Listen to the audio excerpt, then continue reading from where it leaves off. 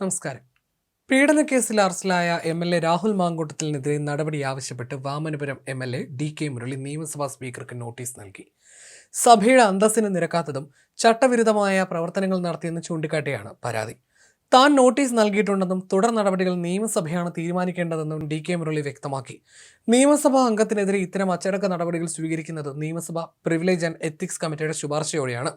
ഒരു എം.എൽ.എയെ അറസ്റ്റ് ചെയ്താൽ ആ വിവരം സ്പീക്കറെ അറിയിക്കണമെന്നതാണ് നിയമസഭാ ചട്ടം. ഈ റിപ്പോർട്ടിന്മേലോ ഏതെങ്കിലും എം.എൽ.എ സമർപ്പിക്കുന്ന പരാതിയിന്മേലോ അച്ചടക്ക നടപടി ആവശ്യമാണോ എന്ന് പരിശോധിക്കാൻ എത്തിക്സ് കമ്മിറ്റിയെ ചുമതലപ്പെടുത്താൻ സ്പീക്കർക്ക് അധികാരമുണ്ട്.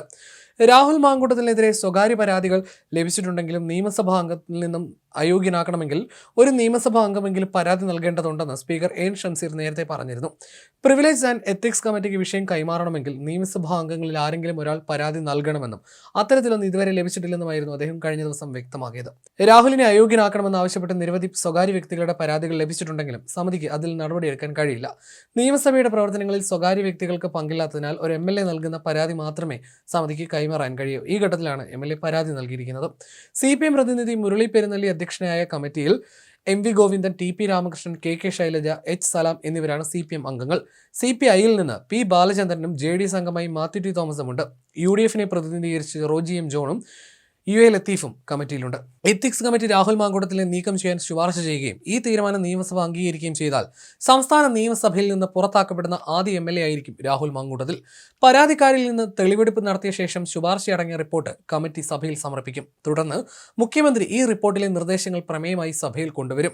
പ്രമേയത്തിൽ താക്കീത്, സസ്പെൻഷൻ അല്ലെങ്കിൽ പുറത്താക്കൽ എന്നിവയായിരിക്കും ശുപാർശകൾ. നിയമസഭ ഇത് അംഗീകരിക്കുന്നതോടെ നടപടി പ്രാബല്യത്തിലാകും. എം.എൽ.എ സ്ഥാനത്ത് നിന്ന് പുറത്താക്കിയാലും തിരഞ്ഞെടുപ്പുകളിൽ മത്സരിക്കുന്നതിന് തടസ്സമില്ല. മുൻകാലങ്ങളിൽ ഒരു ജനപ്രതിനിധിക്കെതിരെയും ഇല്ലാത്ത വിധം പരാതികളുടെ പ്രവാഹമാണ് രാഹുലിനെതിരെ ലഭിച്ചുകൊണ്ടിരിക്കുന്നതെന്ന് സ്പീക്കർ എൻ ഷംസീർ നേരത്തെ വെളിപ്പെടുത്തിയിരുന്നു. രാഹുലിനെതിരെ നടപടി ആവശ്യപ്പെട്ട് നിരവധി ഇമെയിലുകൾ ലഭിക്കുന്നുണ്ടെന്നും അദ്ദേഹം വ്യക്തമാക്കിയിരുന്നു. കൊട്ടയിലെ ഒരു മാങ്ങ കെട്ടുപോയാൽ കൊട്ടയിലെ മാങ്ങ മുഴുവൻ കെട്ടതാകുമോ എന്ന് ചോദിച്ച ഷംസീർ ഇത്തരക്കാരെ സമൂഹം ബഹിഷ്കരിക്കണമെന്നും ആഹ്വാനം ചെയ്തിരുന്നു. എം.എൽ.എ സ്ഥാനം രാജിവെക്കണോ എന്നത് വ്യക്തിപരമായ തീരുമാനമാണെന്നും സ്പീക്കർ കൂട്ടിച്ചേർത്തു. രാഹുലിനെ സഭയിൽ നിന്ന് അയോഗ്യനാക്കണമെന്ന ആവശ്യം പരിശോധിക്കാൻ അത് നിയമസഭ എത്തിക്സ് കമ്മിറ്റിക്ക് വിടേണ്ടതുണ്ട്. ഇതിനായി സഭയിലെ മറ്റ് എം.എൽ.എമാർ പരാതി നൽകണം. അത്തരം പരാതികൾ ലഭിച്ചാൽ നടപടിക്രമങ്ങളുമായി മുന്നോട്ട് പോകുമെന്നും മുൻപ് ആരെയും ഇത്തരത്തിൽ അയോഗ്യരാക്കിയിട്ടില്ലെന്നും സ്പീക്കർ ഓർമ്മിപ്പിച്ചിരുന്നു. ജനുവരി 20 മുതൽ 15 നിയമസഭയുടെ അവസാന സമ്മേളനത്തിന്റെ ഷെഡ്യൂൾ സ്പീക്കർ പ്രഖ്യാപിച്ചു. ജനുവരി 20 ഗവർണറുടെ നയപ്രഖ്യാപനത്തോടെ സമ്മേളനം ആരംഭിക്കും. ജനുവരി 29 ബജറ്റ് അവതരണം. മാർച്ച് 26 സമ്മേളനം അവസാനിക്കുന്നത്. ആകെ 32 ദിവസം നീണ്ടു നിൽക്കുന്ന ഈ സമ്മേളനത്തിൽ രാഹുൽ മാങ്കൂട്ടത്തിനെതിരായ അച്ചടക്ക നടപടി നിർണായക ചർച്ചയാകുമെന്ന കാര്യം ഉറപ്പാണ്. അറസ്റ്റിലായ രാഹുൽ മാങ്കൂട്ടത്തിൽ അന്വേഷണ സംഘവുമായിട്ടുള്ള നിസ്സഹകരണം തുടരുന്നുവെന്ന റിപ്പോർട്ടുകൾ നേരത്തെ പുറത്തു വന്നിരുന്നു. പിടിച്ചെടുത്ത ഫോണുകളുടെ പാസ്വേഡ് നൽകാൻ രാഹുൽ തയ്യാറാകുന്നില്ലെന്നാണ് അന്വേഷണ സംഘം വ്യക്തമാക്കിയത്. തനിക്ക് അനുകൂലമായ തെളിവുകൾ നശിപ്പിക്കപ്പെടുമെന്ന് ചൂണ്ടിക്കാട്ടിയായിരുന്നു രാഹുൽ ഈ നിലപാട് സ്വീകരിച്ചത്. രാഹുലിന്റെ 2 ഫോണുകൾ അന്വേഷണ സംഘം പിടിച്ചെടുത്തിരുന്നു. ഒന്ന് ആദ്യ ദിവസം പാലക്കാട്ടെ KPM റീജൻസി ഹോട്ടലിൽ നിന്ന് രാത്രി കസ്റ്റഡിയിലെടുക്കുമ്പോൾ രാഹുലിന്റെ കൈവശമുണ്ടായിരുന്ന ഒരു സാംസങ് ഫ്ലിപ്പ് ഫോണാണ്. പിന്നീട് രാഹുലിനെ അറസ്റ്റ് ചെയ്ത ശേഷം അന്വേഷണ സംഘം വീണ്ടും പാലക്കാട്ടെ ഈ ഹോട്ടൽ മുറിയിൽ എത്തിയപ്പോൾ നടത്തിയ പരിശോധനയിൽ ഒരു ഐഫോൺ കൂടി ലഭിച്ചു. രാഹുൽ താമസിച്ചിരുന്ന 2002 നമ്പർ മുറിയിൽ ഷൊർണൂർ DYSP N. മുരളീധരന്റെ നേതൃത്വത്തിൽ നടത്തിയ പരിശോധനയിലാണ് പേഴ്സണൽ ഫോണുകളിൽ ഒന്ന് കണ്ടെത്തിയത്. പക്ഷേ ഈ ഫോണുകളുടെ ലോക്ക് പാറ്റേണും പാസ്വേഡും നൽകാൻ രാഹുൽ തയ്യാറായിരുന്നില്ല.